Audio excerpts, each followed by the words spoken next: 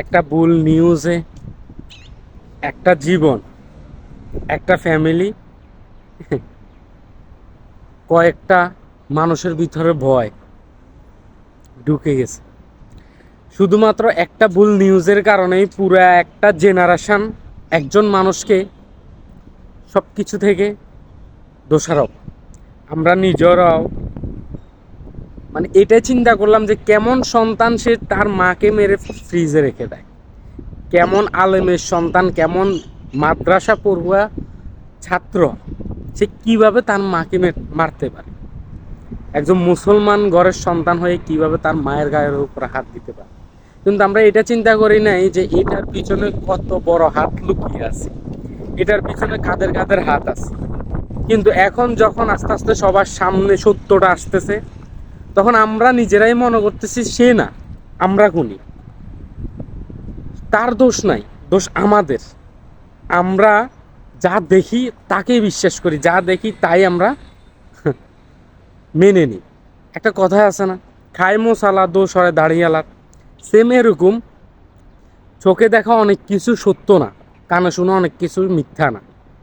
এরকমই অনেক কিছুকে সুন্দর মতো সাজিয়ে গুছিয়ে নেওয়ার যে মানুষের ভিতরে একটা অন্যরকম প্ল্যান, প্রোগ্রাম, মাস্টার প্ল্যান থাকে, এটা তারাই করে যারা নীরব হারাম চেয়েও খারাপ। কিন্তু ভাই তোর কাছে বেশি কিছু চাওয়ার নাই, তোর কাছে ক্ষমা চাওয়ার মতো কোনো মুখের ভাষা খুঁজে পাইতেছি না রে ভাই। কারণ তোর নিয়েও আমিও অনেক কথা বলছি, অনেকে অনেকভাবে অনেক রকম কথা বলে তোকে রিপ্রেজেন্ট করছে, দোষ করছে। পুরা একটা পৃথিবীর পুরো একটা জেনারেশনে কেউ বাদ নাই যে জানে না এই অবস্থা কেউ করছে। ভাই তুই আমাদেরকে মাফ করে দিস রে ভাই, তোর কাছে আর বলার মতো কোনো ভাষা নাই, তোর কাছে আর কিচ্ছু চাওয়া না। শুধু দোয়া করি আল্লাহ তোর ধৈর্য ধরার তৌফিক দে।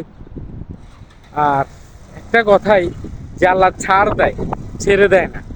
যে যারা যেভাবে এইসব কাজের সাথে লিপ্ত আছে তাদেরকে তো শাস্তি কঠোর পরিমাণে প্রতিবাদ জানাই, তাদেরকে কঠিন থেকে কঠিনতম শাস্তি দেওয়া হোক।